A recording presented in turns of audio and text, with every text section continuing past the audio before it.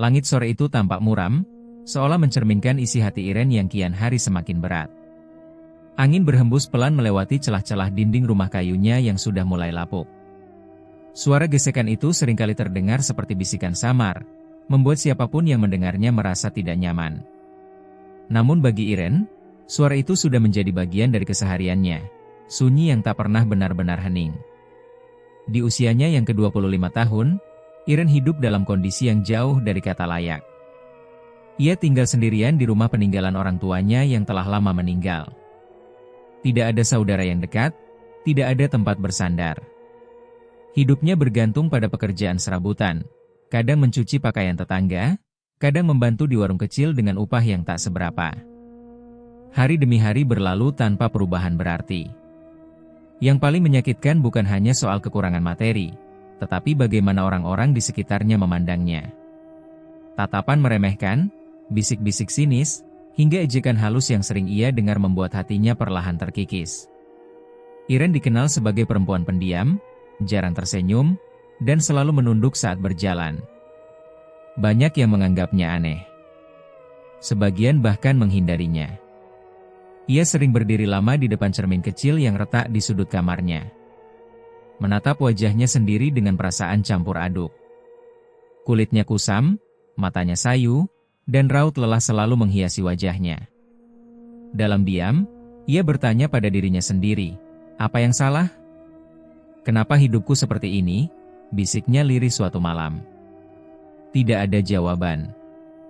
Namun malam itu terasa berbeda. Angin yang biasanya hanya berdesir kini terdengar lebih jelas, seperti membawa sesuatu. Seperti suara.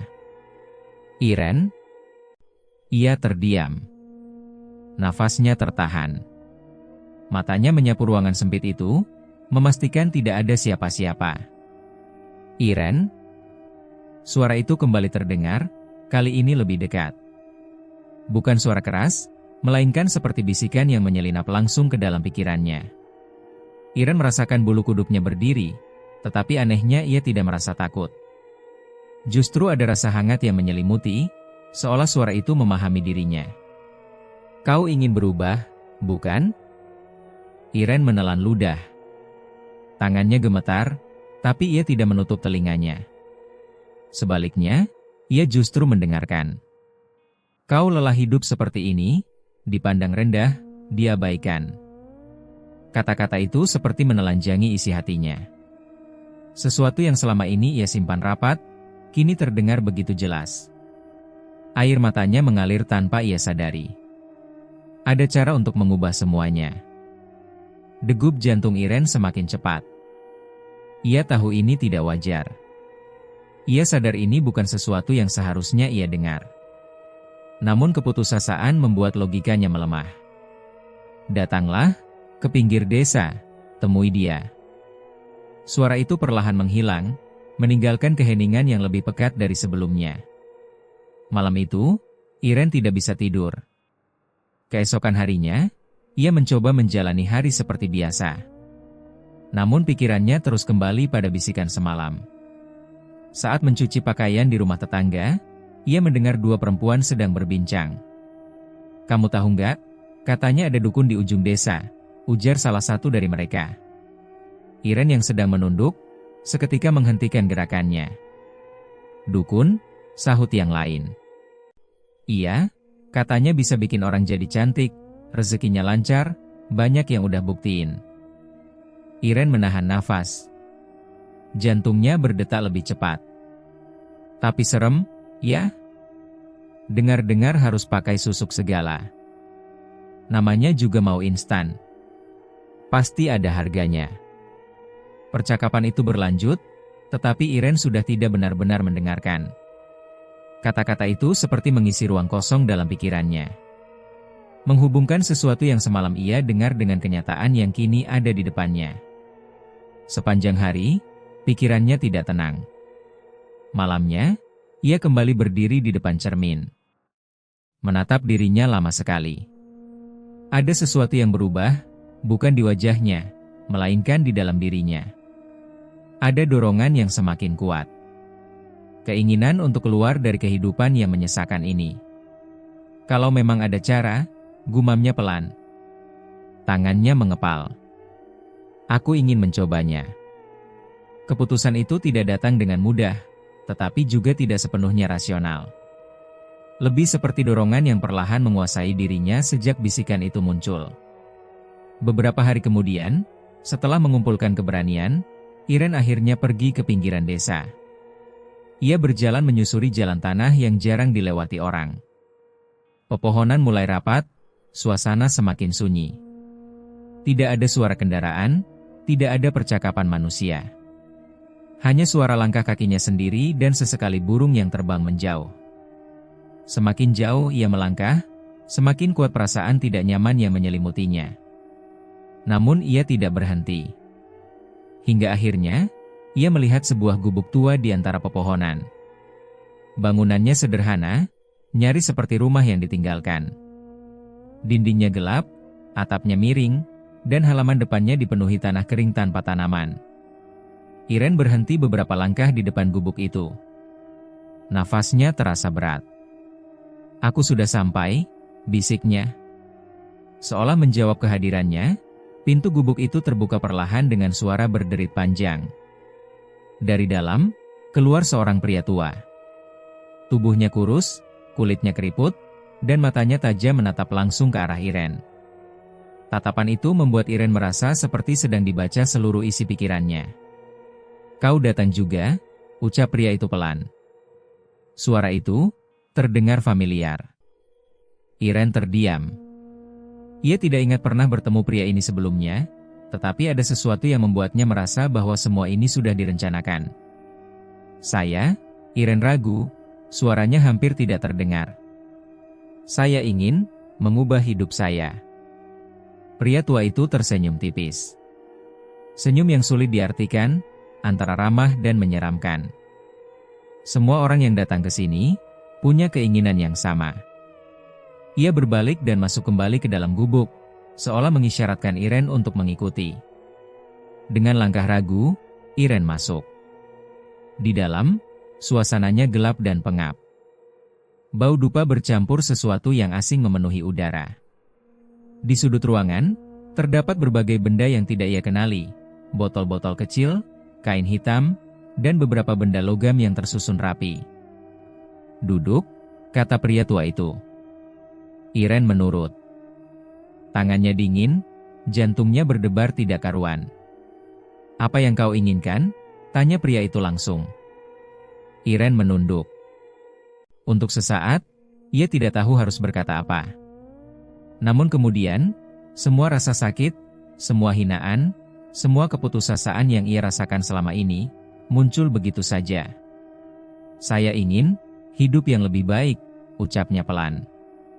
"Saya ingin dihargai, ingin dilihat." Pria tua itu mengangguk pelan. "Itu bisa dilakukan." Iren mengangkat wajahnya. Ada secercah harapan di matanya. "Tapi, tidak ada yang gratis," lanjut pria itu. Ia berjalan mendekat, menatap Iren lebih dalam. "Ada cara cepat. Cara instan. Dengan susuk." Kata itu membuat Iren sedikit tegang. "Dengan susuk, wajahmu akan berubah, auramu akan menarik, orang-orang akan melihatmu berbeda." Iren menelan ludah. "Dan hidupmu tidak akan sama lagi." Keheningan menyelimuti ruangan itu. Iren merasakan pikirannya berputar. Sebagian dari dirinya ingin mundur. Namun bagian lain, yang lebih kuat, terus mendorongnya maju. "Apa risikonya?" tanya Iren pelan. Pria tua itu tersenyum lagi, kali ini lebih samar. "Setiap perubahan, pasti ada konsekuensinya." Jawaban itu tidak benar-benar menjelaskan apapun. Namun entah kenapa, Iren tidak bertanya lebih jauh. Ia hanya memikirkan satu hal, keluar dari hidup yang selama ini ia benci. "Aku mau," ucapnya akhirnya, meski suaranya bergetar. Pria tua itu mengangguk, seolah sudah menduga jawaban itu sejak awal. "Bagus." Ia berjalan ke sudut ruangan, mengambil sebuah kotak kecil. "Kalau begitu, kita mulai." Iren menarik nafas panjang. Ia tidak tahu apa yang akan terjadi setelah ini. Ia tidak tahu apa yang sebenarnya ia setujui. Namun satu hal yang pasti. Ia sudah melangkah terlalu jauh untuk kembali. Perubahan itu tidak terjadi perlahan. Ia datang seperti badai, cepat, tiba-tiba, dan tak terbendung. Beberapa hari setelah ritual di gubuk tua itu, Iren mulai merasakan sesuatu yang berbeda pada dirinya. Awalnya hanya hal kecil. Saat ia bangun pagi, tubuhnya terasa lebih ringan. Kulitnya yang biasanya kusam tampak lebih cerah, bahkan tanpa ia melakukan apapun. Ia mengira itu hanya perasaan sesaat, mungkin efek sugesti dari apa yang telah ia lakukan. Namun hari demi hari, perubahan itu semakin nyata. Saat kembali berdiri di depan cermin retak di sudut kamarnya, Iren tertegun. Wajah yang ia lihat bukan lagi wajah yang sama seperti sebelumnya. Kulitnya tampak halus, bersih, dan bercahaya. Mata yang dulu sayu kini terlihat hidup, seperti memiliki kilau yang aneh. Bibirnya tampak lebih segar, dan garis lelah yang biasanya menghiasi wajahnya, hilang. Ia menyentuh pipinya perlahan. "Ini, aku," bisiknya. Untuk pertama kalinya dalam hidupnya, ia tidak merasa ingin berpaling dari bayangannya sendiri. Hari itu, saat ia keluar rumah seperti biasa, sesuatu yang lebih mengejutkan terjadi. Orang-orang memperhatikannya. Bukan sekadar melirik, tetapi benar-benar menatap. Tatapan yang berbeda dari sebelumnya. Jika dulu penuh rasa meremehkan atau acuh tak acuh, kini tatapan itu berubah menjadi kagum, bahkan terpesona. Iren, seorang perempuan tetangga memanggil dengan nada tak percaya. "Kamu, kok beda sekali?" Iren hanya tersenyum kecil, canggung. "Iya, kamu jadi cantik banget," sambung yang lain. "Pujian." Kata yang dulu jarang, bahkan hampir tidak pernah ia dengar, kini mulai menghampirinya dari berbagai arah. Setiap langkahnya terasa lebih ringan. Setiap kata yang ia dengar seperti mengisi ruang kosong dalam hatinya yang selama ini hampa. Untuk pertama kalinya, ia merasa dilihat. Perubahan itu tidak berhenti di situ. Beberapa hari kemudian, pemilik warung tempat ia biasa membantu tiba-tiba menawarkan pekerjaan tetap dengan upah yang lebih layak. Tidak hanya itu, beberapa pelanggan pria mulai sengaja datang hanya untuk berbicara dengannya. Mereka tersenyum, menggoda dengan cara halus, bahkan menawarkan bantuan yang sebelumnya tidak pernah ia dapatkan. "Iren, kalau butuh apa-apa bilang saja," kata salah satu dari mereka suatu sore. Iren mengangguk pelan, meski di dalam hatinya ada perasaan aneh yang sulit ia jelaskan. Segalanya terasa terlalu mudah. Seolah dunia yang dulu menolaknya, kini membuka pintu lebar-lebar untuknya. Hari-hari berikutnya dipenuhi dengan hal-hal yang tidak pernah ia bayangkan sebelumnya. Ia mulai membeli pakaian baru, merapikan rambutnya, dan sedikit demi sedikit mengubah penampilannya. Bukan lagi karena terpaksa, tetapi karena ia ingin mempertahankan perhatian yang kini ia miliki. Dan perhatian itu membuatnya ketagihan. Setiap pujian, setiap tatapan kagum, setiap senyum yang ia terima, seperti candu yang perlahan menguasai dirinya. Namun di balik semua itu, sesuatu mulai berubah.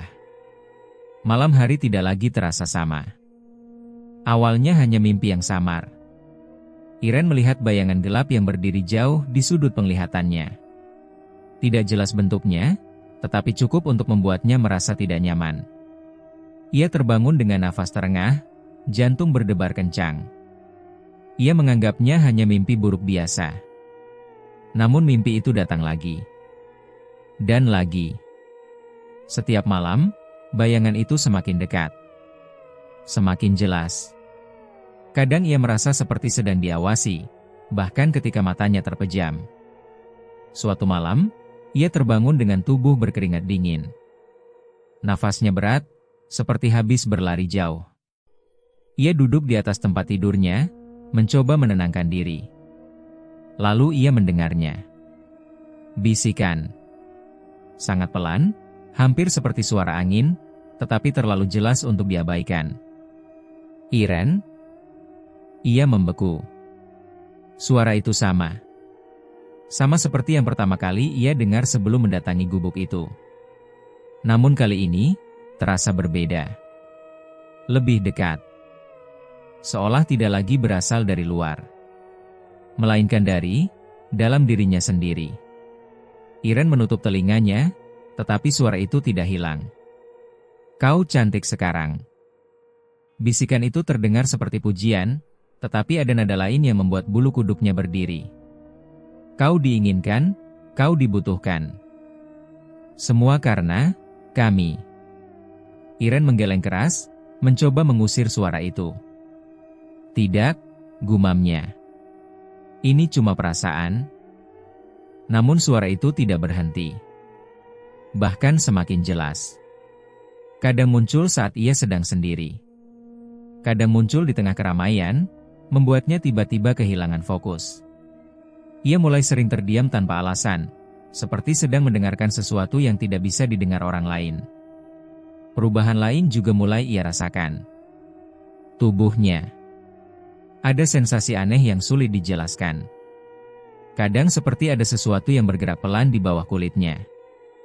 Bukan rasa sakit, tetapi cukup untuk membuatnya merasa tidak nyaman. Ia pernah mencoba mengabaikannya, menganggap itu hanya efek dari pikirannya sendiri.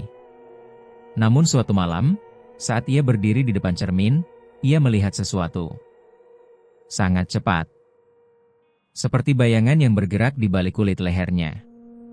Iren terkejut dan langsung menyentuh bagian itu. Tidak ada apa-apa. Kulitnya tetap halus.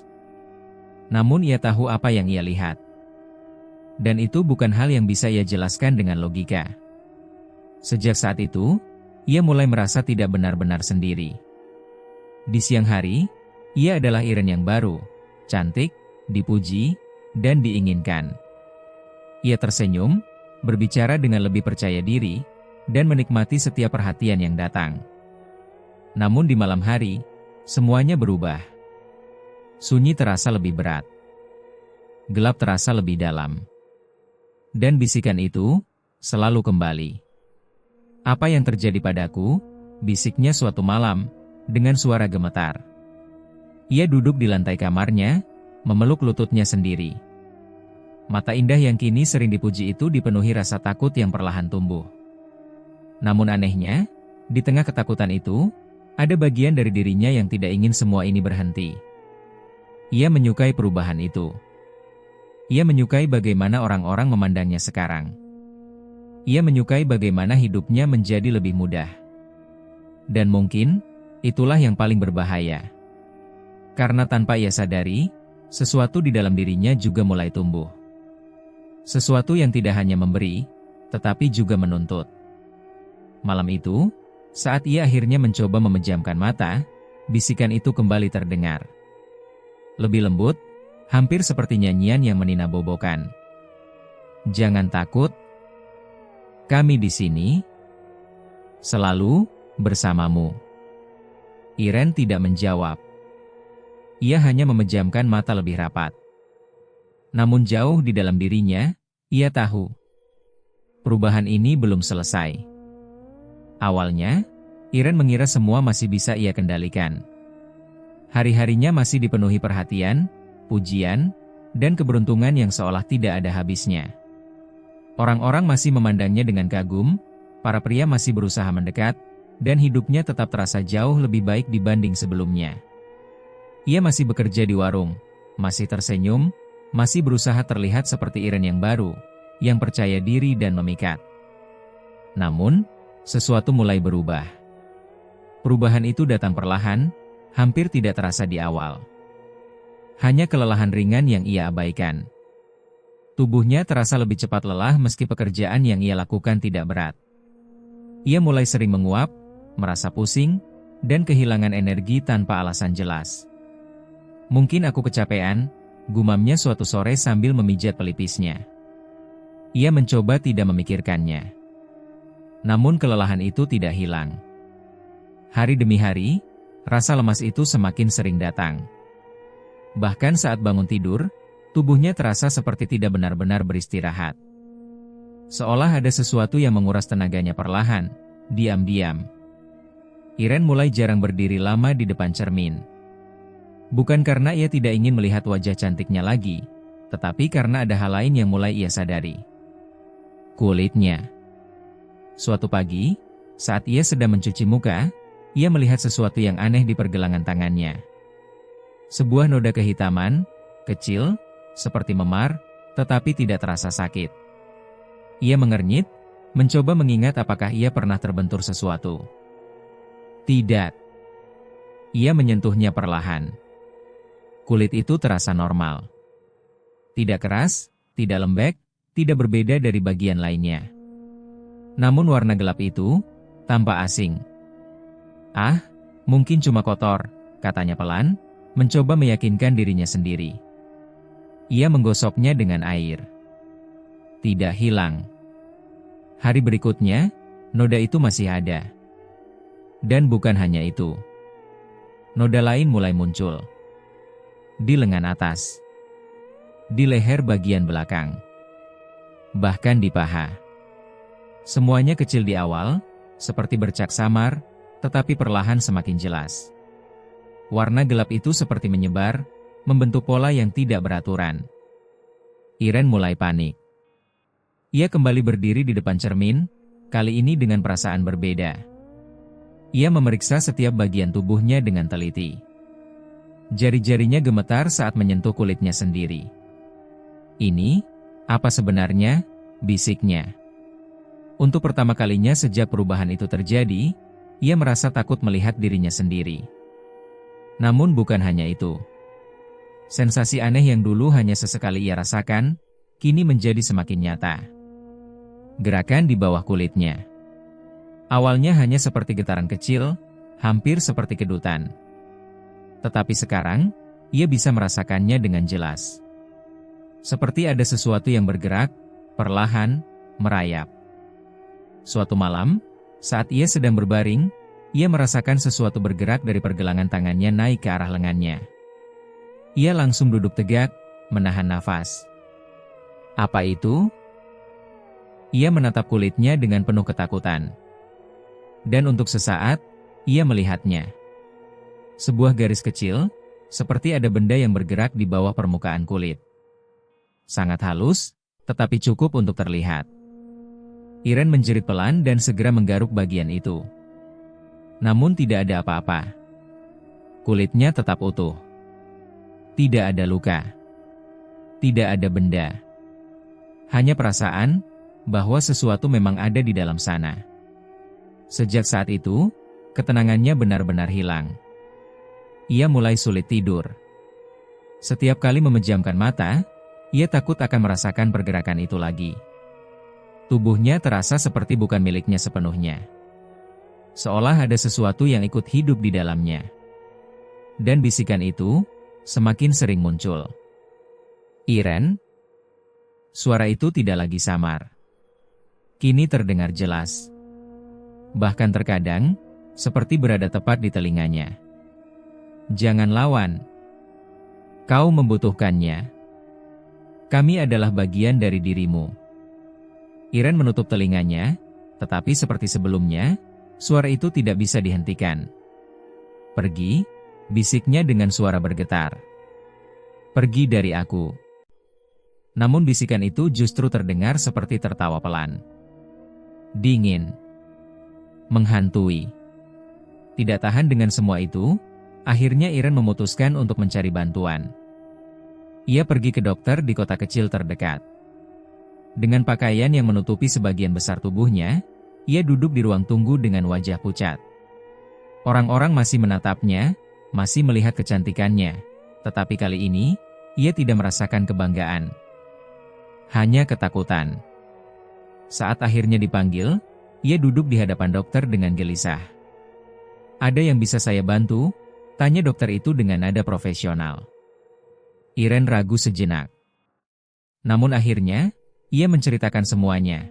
Tentang kelelahan, tentang noda hitam di kulitnya, bahkan tentang sensasi aneh yang ia rasakan. Tentu saja, ia tidak menyebutkan soal susuk. Dokter itu memeriksa tubuhnya dengan teliti. Mengamati bercak-bercak gelap di kulitnya, mendengarkan keluhannya, lalu melakukan beberapa pemeriksaan sederhana. Hasilnya, mungkin hanya masalah kulit dan kelelahan, kata dokter itu akhirnya. Tidak ada yang serius. Iren menatapnya, tidak percaya. Tapi, saya merasakan sesuatu bergerak di dalam tubuh saya, ucapnya pelan. Dokter itu tersenyum tipis, mencoba menenangkan. Itu mungkin hanya sugesti. Pikiran kita kadang bisa membuat kita merasa hal-hal yang sebenarnya tidak ada. Jawaban itu membuat dada Iren terasa sesak.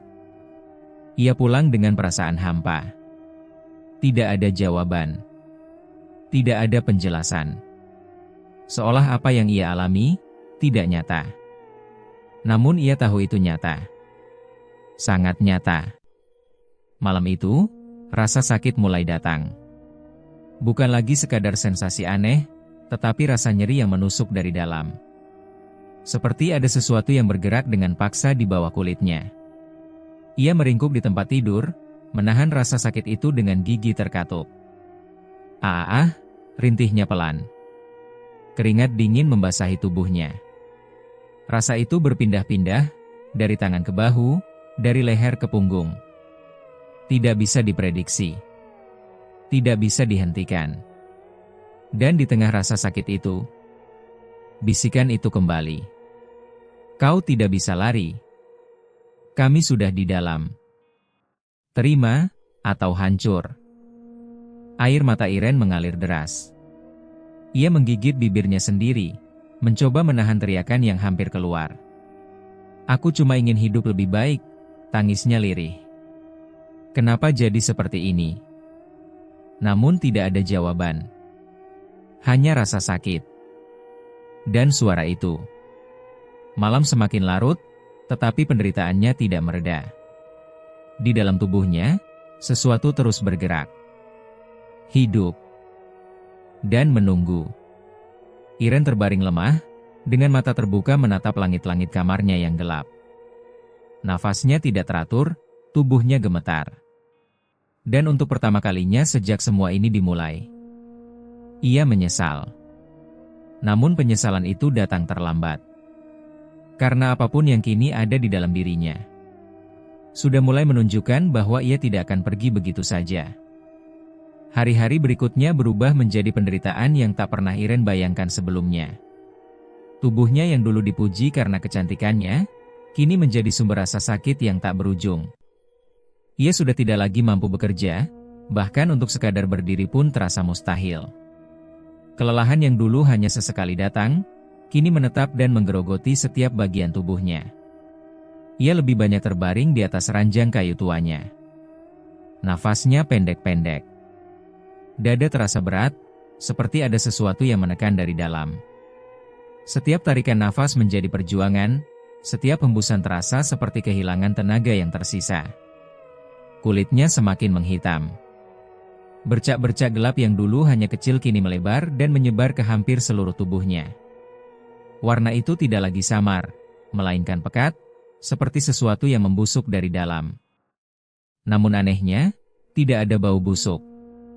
Tidak ada luka terbuka. Hanya perubahan warna yang mengerikan. Dan sensasi itu. Pergerakan di bawah kulitnya kini tidak lagi halus. Ia bisa merasakannya dengan jelas, sesuatu yang merayap, berpindah, bahkan kadang berdenyut seperti hidup. Setiap gerakan itu memicu rasa nyeri yang membuat tubuhnya melengkung tanpa kendali. Ibu, tolong, rintihnya lemah, meski ia tahu tidak ada siapapun yang bisa ia panggil. Namun kali ini, ia tidak benar-benar sendirian. Kondisinya yang semakin memburuk akhirnya menarik perhatian warga sekitar. Beberapa tetangga yang dulu hanya mengenalnya sekilas, kini mulai datang menjenguk. Bukan hanya karena peduli, tetapi juga karena rasa penasaran yang sulit disembunyikan.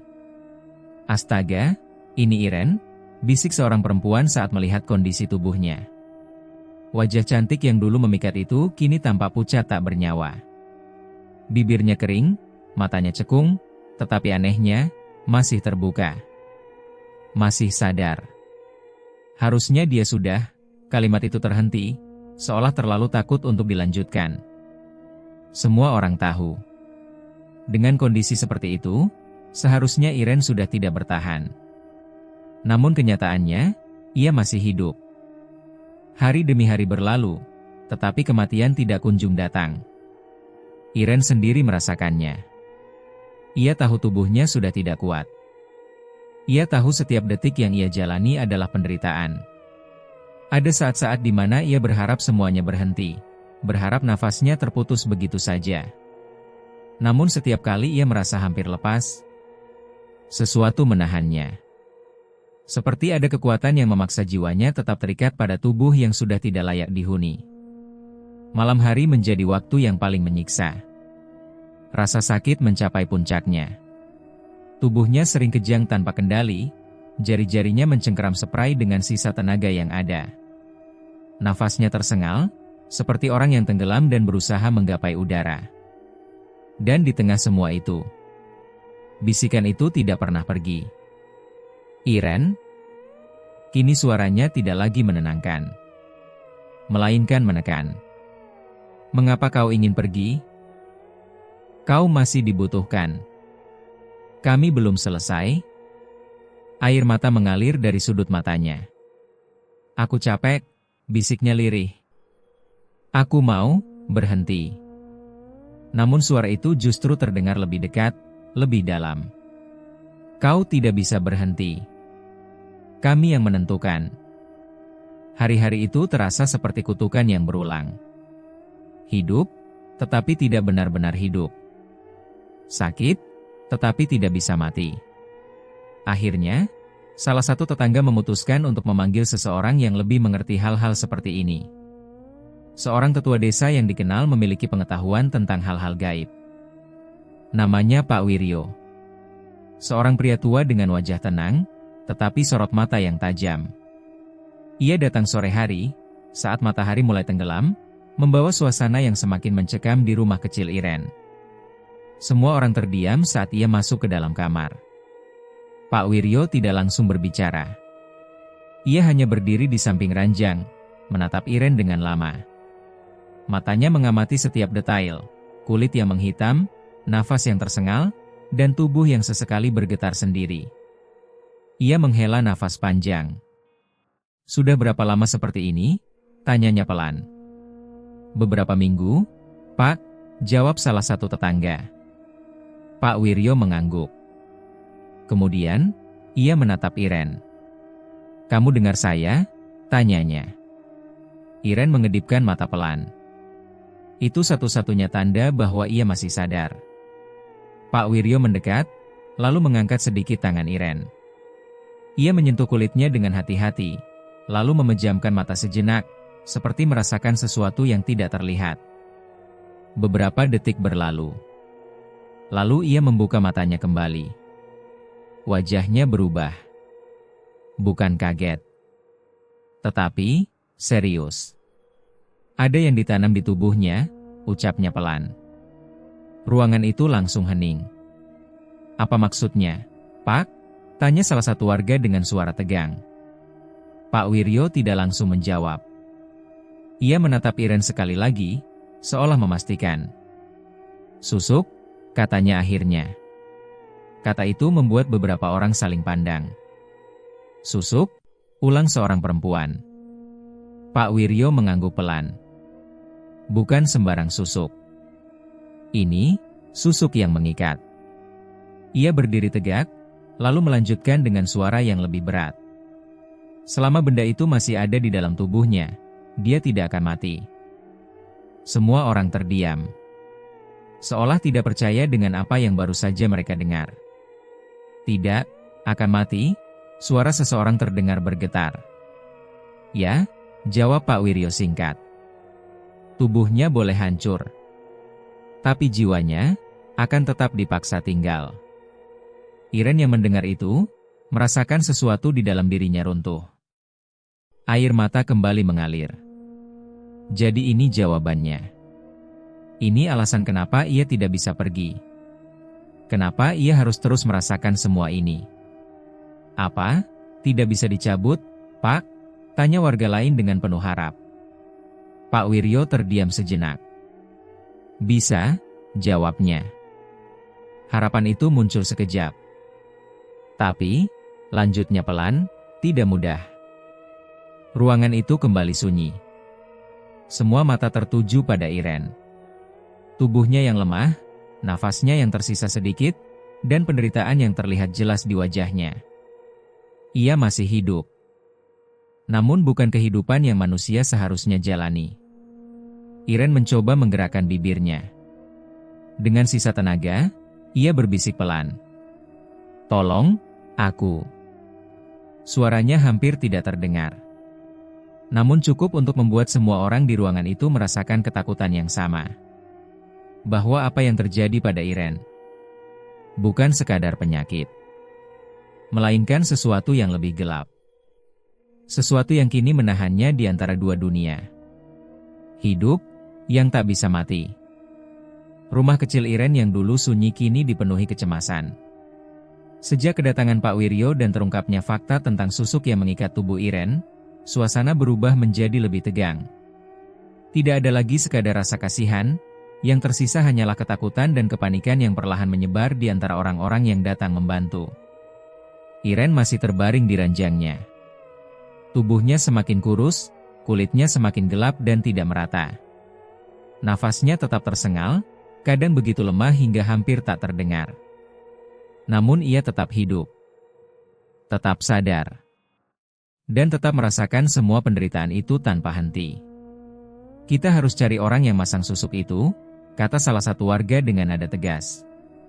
Pak Wiryo yang berdiri di dekat pintu hanya mengangguk pelan. "Itu satu-satunya jalan yang paling mungkin," ujarnya. "Yang menanam, yang tahu cara mencabutnya." Kalimat itu menjadi satu-satunya harapan. Tanpa menunggu lama, beberapa warga bersama Pak Wiryo mulai menyusun rencana. Mereka bertanya pada Irene, mencoba menggali ingatan yang masih tersisa. "Irene, kamu masih ingat di mana tempatnya?" tanya Pak Wiryo dengan suara lembut. Irene membuka matanya perlahan. Nafasnya berat, tetapi ia berusaha mengingat. "Pinggir desa," bisiknya terputus-putus. "Gubuk tua." Itu saja yang bisa ia katakan. Namun itu sudah cukup. Keesokan paginya, beberapa orang berangkat menuju arah yang dimaksud. Jalan tanah yang sepi, pepohonan yang rapat, dan suasana yang semakin terasa asing menjadi petunjuk yang mereka ikuti. Perjalanan itu tidak mudah. Semakin jauh mereka melangkah, semakin terasa ada sesuatu yang tidak wajar. Angin terasa lebih dingin, suara burung jarang terdengar, dan suasana sunyi itu seperti menekan dari segala arah. Hingga akhirnya, mereka menemukan tempat itu. Gubuk tua yang disebutkan Irene. Namun kondisinya berbeda. Pintu yang dulu terbuka kini tergantung miring. Dindingnya tampak lebih lapuk, bahkan sebagian hampir runtuh. Halaman yang dulu hanya tanah kering kini dipenuhi semak liar, seolah sudah lama ditinggalkan. "Ini tempatnya," gumam salah satu warga. Pak Wiryo melangkah lebih dulu. Ia membuka pintu gubuk itu perlahan. Suara berderit panjang menggema, membuat bulu kuduk siapapun yang mendengarnya langsung merinding. Di dalam, kosong. Tidak ada siapa-siapa. Tidak ada tanda kehidupan. Hanya sisa-sisa benda yang berserakan, botol pecah, kain hitam yang sudah usang, dan beberapa benda logam yang berkarat. "Dia sudah pergi," bisik seseorang. Pak Wiryo tidak langsung menjawab. Ia berjalan masuk, memperhatikan setiap sudut ruangan dengan seksama. Tatapannya tajam, seperti mencari sesuatu yang tersembunyi. Namun tidak ada. Tidak ada petunjuk jelas. Tidak ada jejak keberadaan sang dukun. Hanya satu hal yang terasa. Bahwa tempat itu memang pernah digunakan untuk sesuatu yang gelap. "Kita terlambat," kata Pak Wiryo akhirnya. Kata-kata itu membuat suasana semakin berat. "Terus, bagaimana dengan Irene, Pak?" tanya salah satu warga dengan panik. Pak Wiryo menatap lantai sejenak, lalu menggeleng pelan. "Kita cari tahu ke orang lain. Dukun seperti ini, biasanya tidak hanya punya satu pasien." Harapan kecil itu kembali muncul. Mereka tidak menyerah. Selama beberapa hari berikutnya, mereka mulai mencari informasi dari desa ke desa. Bertanya pada orang-orang tua, pada mereka yang pernah mendengar cerita serupa. Dan ternyata, cerita itu memang ada.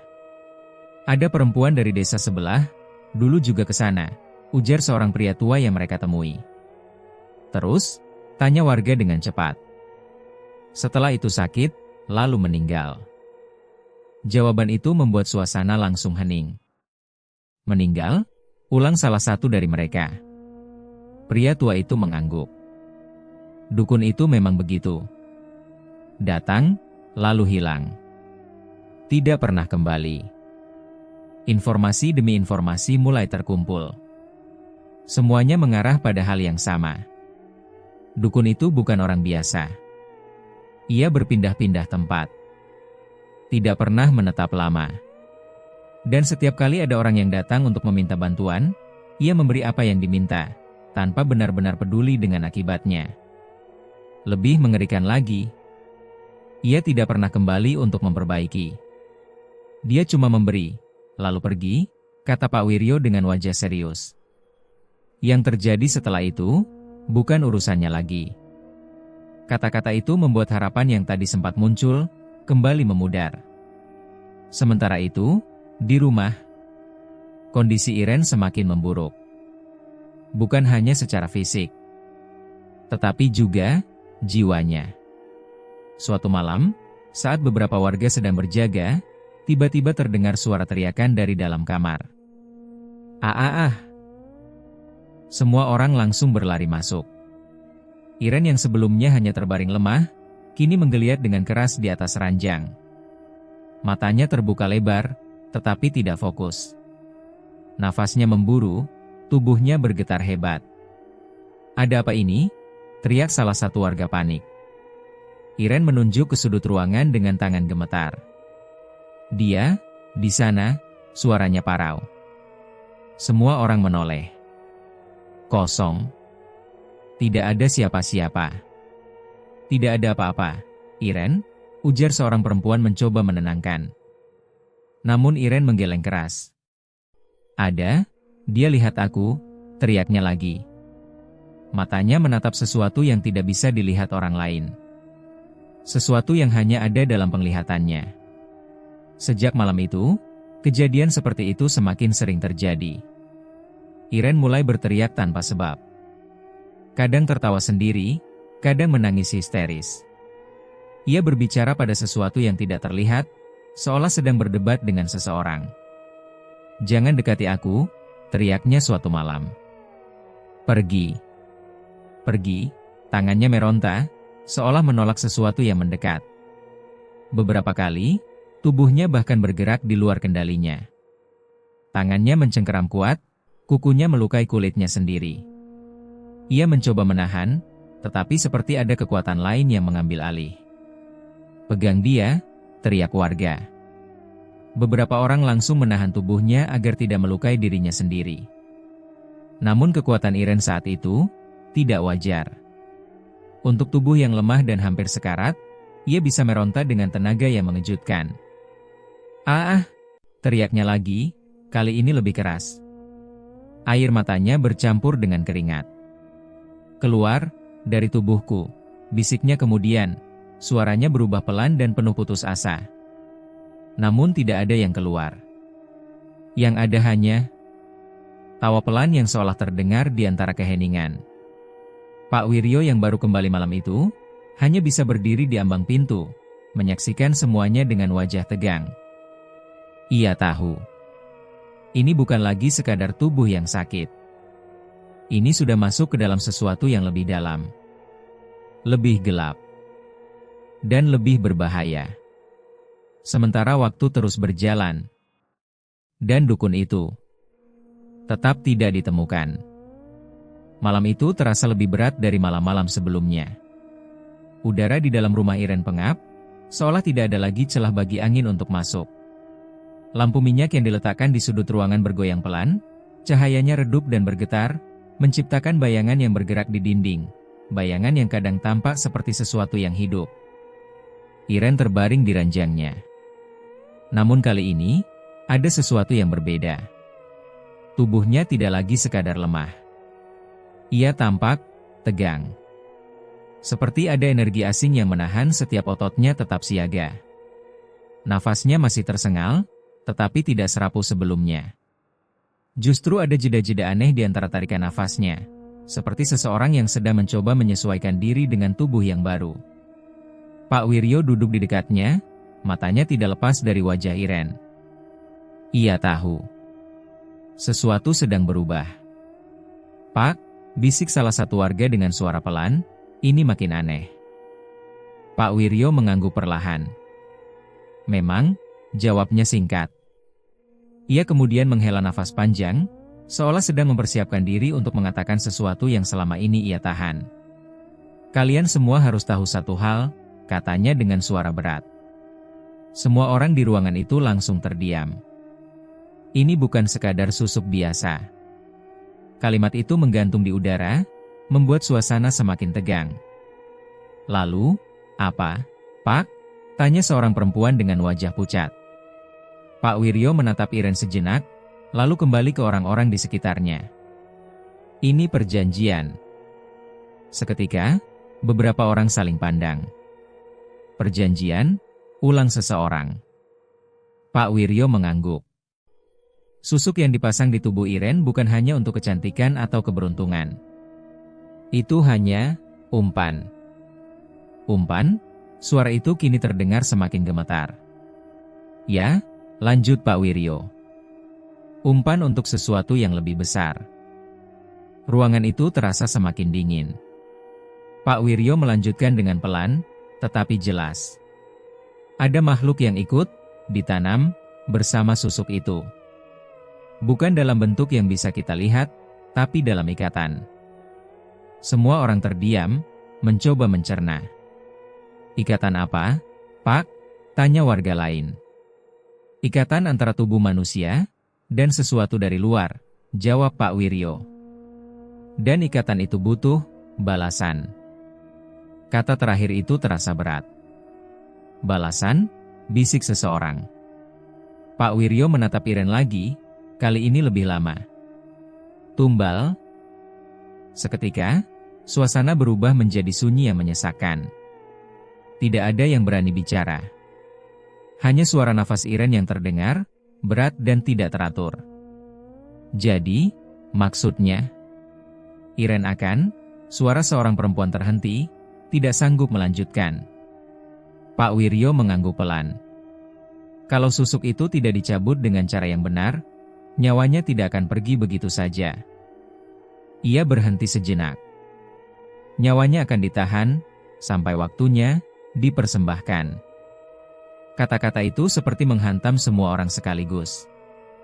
Seorang perempuan menutup mulutnya, menahan tangis. Yang lain hanya menunduk, tidak sanggup membayangkan apa yang akan terjadi. Di atas ranjang, Iren yang sejak tadi tampak setengah sadar, perlahan membuka matanya. Ia mendengar. Ia memahami. Dan ketakutan itu, kini terlihat jelas di wajahnya. "Tidak," bisiknya lemah. Namun suaranya terdengar berbeda. Lebih dalam. Seperti ada dua nada yang bercampur dalam satu suara. Pak Wiryo langsung menatapnya tajam. "Iren?" panggilnya hati-hati. Namun Iren tidak menjawab. Matanya menatap lurus ke atas, tetapi tidak fokus. Bibirnya bergerak pelan, seperti sedang berbicara dengan sesuatu. "Kami belum selesai," gumamnya. Beberapa orang langsung mundur selangkah. "Itu bukan Iren," bisik seseorang dengan ketakutan. Tubuh Iren tiba-tiba menegang. Tangannya mencengkeram spray dengan kuat. Pembuluh darah di lehernya terlihat menonjol, dan kulitnya yang menghitam tampak seperti bergerak dari dalam. Pak Wiryo berdiri. "Pegang dia," perintahnya. Beberapa warga langsung mendekat, menahan tubuh Iren yang mulai bergetar hebat. Namun getaran itu bukan seperti sebelumnya. Ini lebih kuat. Lebih terarah. Seolah ada sesuatu yang benar-benar mencoba bangkit dari dalam tubuhnya. Ah ah ah, Iren menjerit. Namun suara itu tidak sepenuhnya miliknya. Ada gema lain di baliknya. Suara yang lebih berat. Lebih dingin. Dia, milik kami. Semua orang membeku.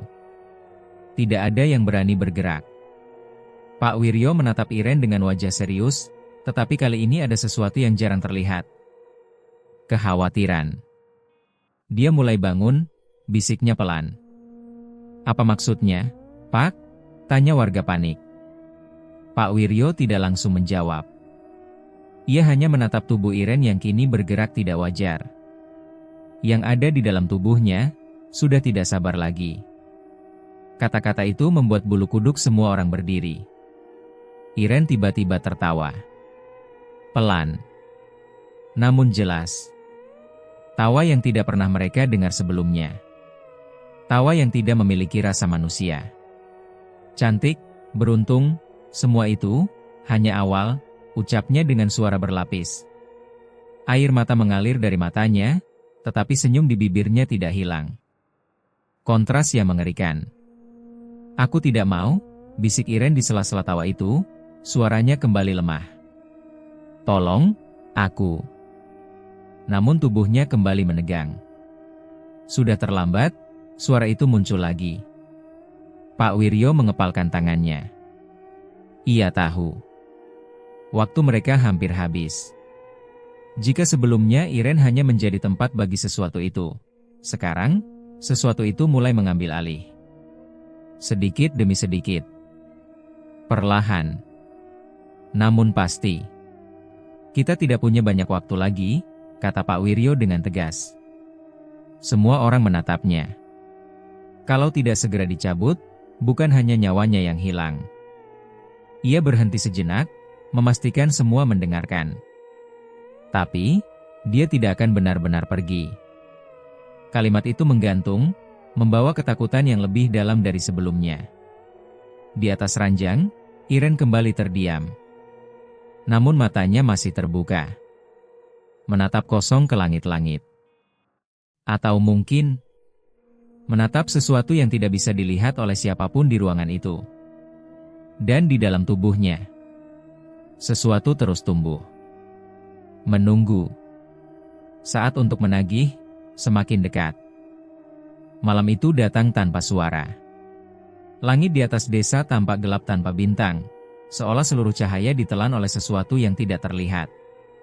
Angin yang biasanya berdesir kini berhenti total. Udara terasa berat, menekan dada siapapun yang mencoba menarik nafas lebih dalam. Di dalam rumah kecil itu, semua orang berkumpul. Tidak ada yang berbicara. Semua mata tertuju pada satu tempat. Tubuh Iren. Ia terbaring diam di atas ranjang kayu, jauh lebih tenang dibanding hari-hari sebelumnya. Tidak ada lagi teriakan, tidak ada lagi kejang, tidak ada lagi perlawanan. Nafasnya nyaris tidak terdengar. Iren, bisik seorang perempuan pelan, suaranya gemetar. Tidak ada jawaban. Pak Wiryo berdiri di samping ranjang, wajahnya kaku. Tangannya perlahan mendekat ke hidung Iren, mencoba memastikan sesuatu yang sejak tadi mengganggu pikirannya. Beberapa detik berlalu. Ia menarik tangannya dan menghela nafas panjang. Sudah, katanya pelan. Satu kata itu cukup.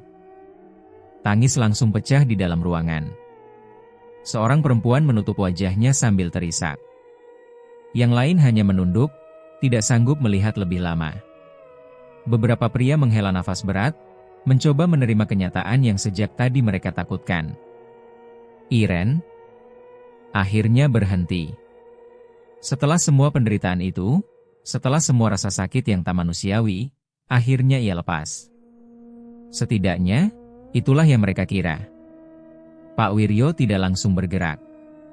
Ia tetap berdiri di sana, menatap tubuh Iren dengan tatapan yang sulit dijelaskan. Bukan lega. Bukan juga sedih sepenuhnya. Melainkan, curiga. Ada yang tidak beres, gumamnya pelan. Pak, tanya salah satu warga. Pak Wiryo tidak menjawab. Ia hanya terus menatap. Karena meskipun tubuh itu terlihat tidak bernyawa, ada sesuatu yang terasa salah. Terlalu sunyi. Terlalu mudah. Beberapa orang mulai bersiap untuk menutup tubuh Iren dengan kain. Salah satu perempuan mengambil kain putih yang sudah disiapkan, lalu mendekat perlahan. Tangannya gemetar. Ia menatap wajah Iren untuk terakhir kalinya. Wajah yang dulu begitu cantik, kini tampak pucat dan kosong. Mata terpejam, bibir sedikit terbuka, seperti seseorang yang tertidur dalam kelelahan panjang. Perempuan itu menarik nafas, lalu mengulurkan kain itu. "Jangan!" Suara Pak Wiryo terdengar tiba-tiba. Semua orang terkejut. Belum sempat mereka bertanya, tubuh Iren bergerak. Sangat pelan. Namun cukup untuk membuat semua orang membeku di tempat. Jari-jarinya berkedut. Kain putih itu terlepas dari tangan perempuan yang membawanya, jatuh ke lantai tanpa suara. "Pak," bisik seseorang dengan suara hampir tak terdengar. Pak Wiryo tidak menjawab. Matanya membesar. Tubuh Iren yang tadi kaku, kini perlahan mulai menunjukkan tanda-tanda kehidupan. Dada yang sebelumnya diam, bergerak. Tarikan nafas pertama itu terdengar panjang. Dalam. Seperti seseorang yang baru saja kembali dari tempat yang sangat jauh. Semua orang mundur secara refleks. "Iren?" panggil seseorang dengan suara penuh harap sekaligus takut. Namun tidak ada jawaban. Perlahan, mata Iren terbuka. Namun bukan seperti sebelumnya. Tatapannya kosong. Tidak ada rasa sakit. Tidak ada ketakutan. Tidak ada Iren. Hanya kehampaan. Matanya menatap lurus ke atas, tidak berkedip. Seolah sedang melihat sesuatu yang tidak bisa dilihat oleh orang lain. Lalu, bibirnya bergerak. Senyum. Namun bukan senyum manusia. Senyum itu terlalu lebar. Terlalu kaku.